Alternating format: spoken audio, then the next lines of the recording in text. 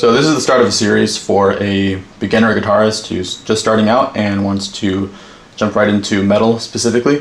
I'm going to go ahead and maybe skip a couple of the techniques that are traditionally taught as, classical training for a guitarist or for a musician in general.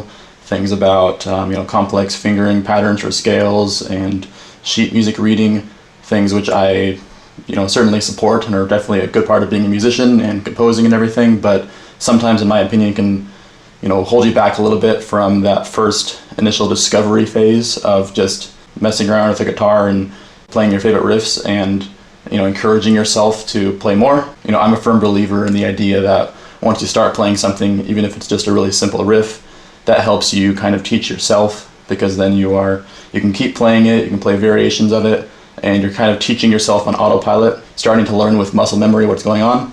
So we're going to get right into a few of the basic concepts of playing a note and going up a scale without necessarily stopping and starting every time there's a an interval or a major or minor something. We're just going to Now, if you do already play guitar and you're really just looking for something more about playing metal guitar, then you can probably check out the last video, which is just about riffs.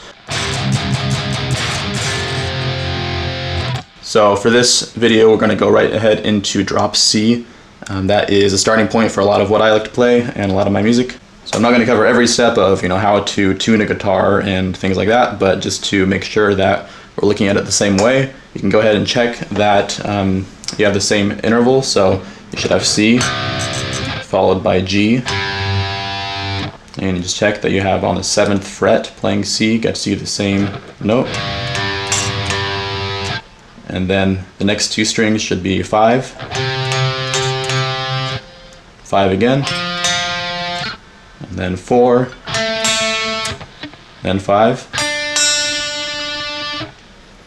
And the real basis of this tuning is because you can make use of this interval between the two low strings. You immediately play something that's just, it immediately sounds heavy just right off the bat. So I did say that you don't have to learn sheet music to go ahead and follow along with these videos, and that is correct. I would encourage you to look at tabs, not necessarily before being able to watch the video, but just so you understand a little more detailed what I'm talking about. I see tabs sort of as, if you're learning your native language, then you don't necessarily need to be taught the written rules of the language just in order to speak it, but it's definitely a good idea to read and write if you want to communicate more effectively and learn in more detail, be able to read other work and apply that to your knowledge. In principle, you just look at the fretboard as a series of numbers. If you play a note just by itself, then I just call that 0. And 1, 2, 3 based off of which fret you are holding the string against. So this would be 3, for example, because that is the 3rd fret on that string. And using notation, you'll figure out which string it is. You might hear different terminology. I usually talk about the strings in terms of pitch. So this would be the low string and this the high string.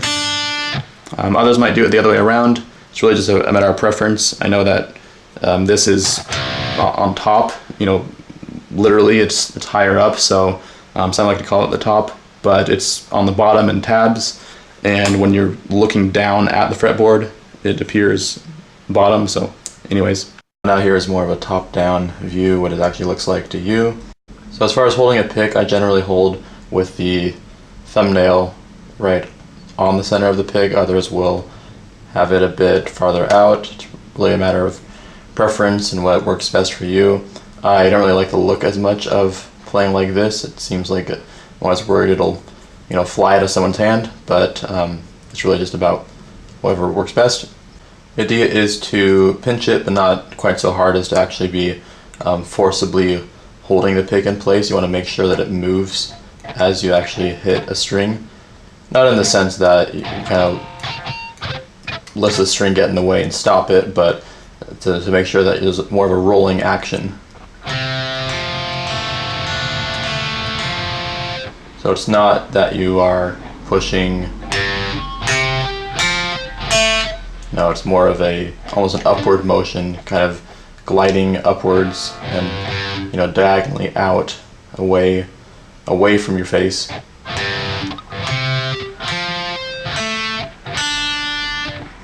And then in the same way with up picking, you're picking back up. It's like every single time you're really sliding against the string a little bit.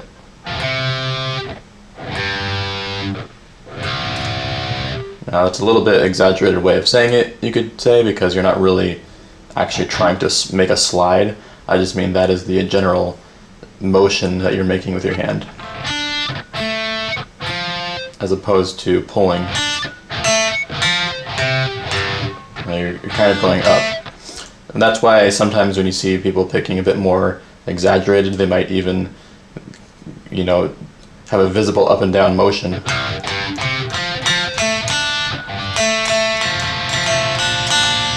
And that's really just to kind of highlight how they're picking and choosing what string to play. And so as you get the feel for where your wrist should be, you can avoid having to move your arm too much just in order to hit a string, because you know where your fingers go relative to the rest of your arm.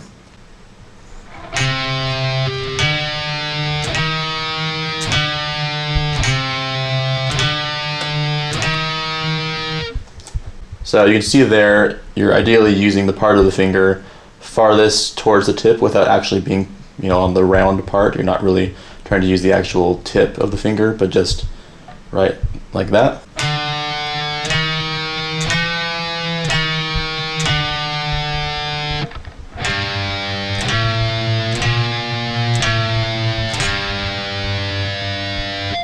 If you are ever confused why I am not necessarily trying to make you follow along, it's because the note doesn't always matter when you're doing this initial exercise of figuring out how notes are played, how the positioning works. I generally keep my thumb right up against the fretboard in just the position where you're able to reach around to the lowest note while keeping it at the fingertip.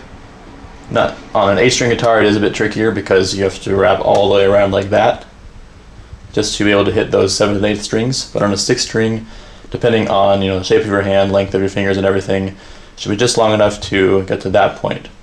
I like showing this angle because it at first glance, when just picking up a guitar, it seems a lot trickier. It seems that you have to actually go all the way up and over and set up your chord or whatever coming from the top down. In reality, for a lot of individual notes, again, depending on your chord and everything, you're almost just hitting it barely like that, blocking whatever the next note is. And then if you want to not block it, you kind of just barely lift up. So that is the open note on the 2nd string.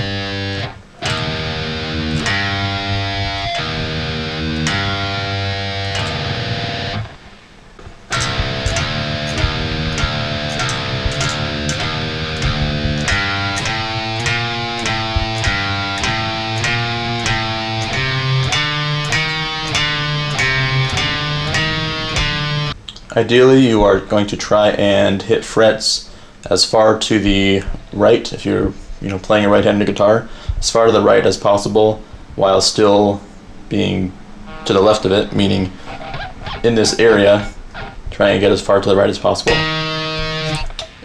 It may sound similar to go to the left, but it ends up not as good a form because there's more of a risk of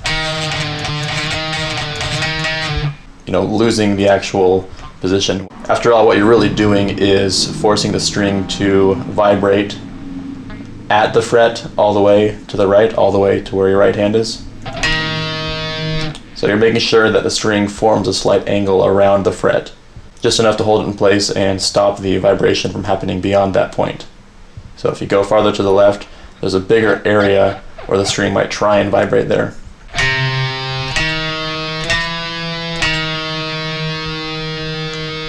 In the next section, which will be on scales, you'll have more of an opportunity to practice specific notes, and for the time being, I do recommend just practicing the idea of selecting a note visually and being able to play it. So, say you go all the way up here and just decide you want to play this note. figuring out the steps involved in doing that and playing it cleanly. So what I mean by that is not only are you putting the finger in that place, but you are making sure that you are not rubbing against these too much, not pushing down on all these strings. At the same time, not trying to go up and over too much either, because then it's hard to get to it in time.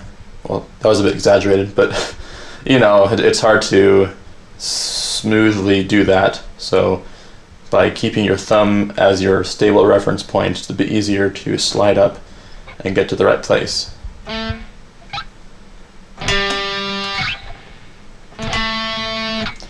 And then also you see what I'm doing with the middle finger there. As I go to a note, is I'm just resting it directly above these strings just to help avoid any noise that you might see from the high gain settings. And even for this example, by putting the pinky up here, I can strum all 6 strings and only get the sound from that one. It does take a bit of practice to do that in just the right amount. You don't want to do it on a fret, because then there are natural harmonics. That's something completely different, you know, depending on what fret you're on. Long story. Whereas for in the middle, it's more of just a muted sound. So you can see a bit more of that technique if you choose, for example, 2 adjacent notes on 2 adjacent strings. In theory, you could just hold it like a chord and play. But a lot of parts, especially in metal riffs, you're really trying to, you know, get that jumping sound without having to do it on one string. So doing it on 2 strings is a lot smoother and ultimately easier once you master the technique of using multiple strings with your left hand. But it does have that challenge of the extra noise if you have both strings vibrating at once, which, depending on the part you're playing, is often not desired. Jumping to the next note, I am muting the first by raising up my second finger, and also by making sure my middle finger partially covers that string.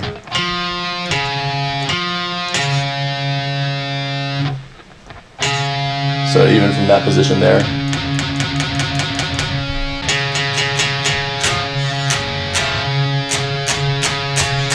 if I'm doing it just right, then I'm completely blocking this string from vibrating.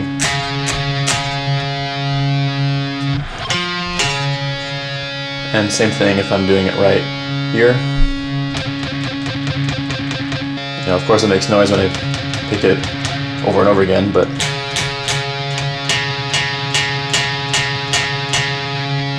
so try and get to that point where you can just play multiple strings and only have a noise coming out of one, as sort of that ultimate test to yourself of whether you're really muting strings correctly or not.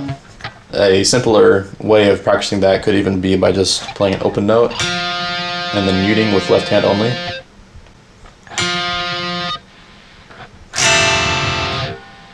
And it can be surprisingly tough to do that perfectly on a high gain setting, because if you push down on any fret at all,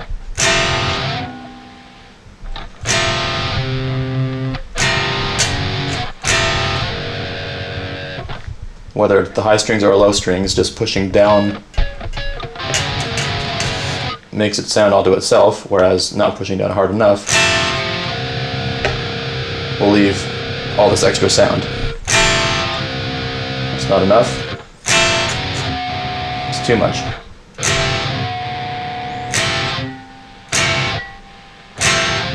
Now, it's hard for you to tell I'm not cheating by using my right hand also. So it's not easy. I can't always do that either. You know, on an acoustic guitar that might be pretty quiet relative to everything else going on, you have this spare noise from whatever else you had going on.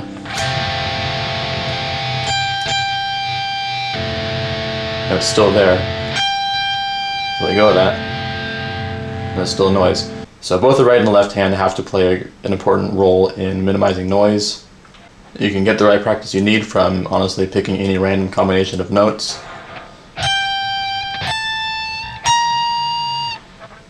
What you'll see is, first off, just kind of by default, if you know you are playing on the higher strings, it's a good idea to make sure your palm is casually resting, not really against the actual, you know, not perpendicular to the strings, but, you know, just in your regular picking or strumming position. That way it'll sort of block the first 4 or even 5 strings from vibrating. And you want to make sure you're not really changing the shape of your hand or blocking your fingers from functioning the way they're supposed to. That's more of just a default that you might keep in mind as you set up to approach that part, instead of just going right to the note and then setting up your right hand and playing. Sort of by default, I recommend going in more like that, so these strings are still able to be picked. But as you do pick these, it's easy to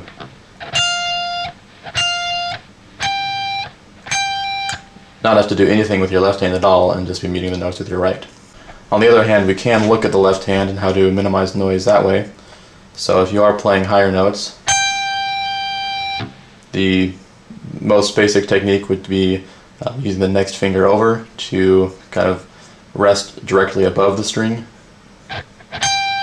That way, if there's extra noise from multiple strings, I'm actually, you know, picking on both strings, but only one is really making sound through the distortion and everything.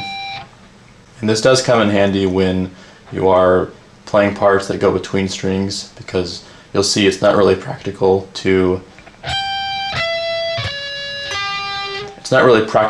do anything like that while, you know, muting every note consciously or purposefully. It has to be just part of the note that you're playing. As you go to that next note, whether it's just the first finger moving up a little bit or the next finger partially covering it, both of those techniques there do mute this string a bit.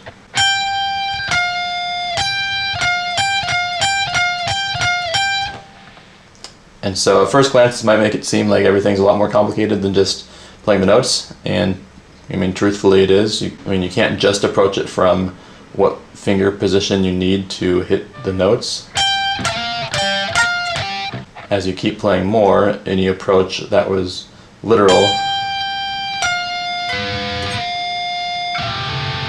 as far as just trying to hit the note and that note only without touching at the strings at all, will leave extra, you know, extra noise from everything vibrating. The whole guitar is vibrating after you're playing a whole bunch of notes anyway.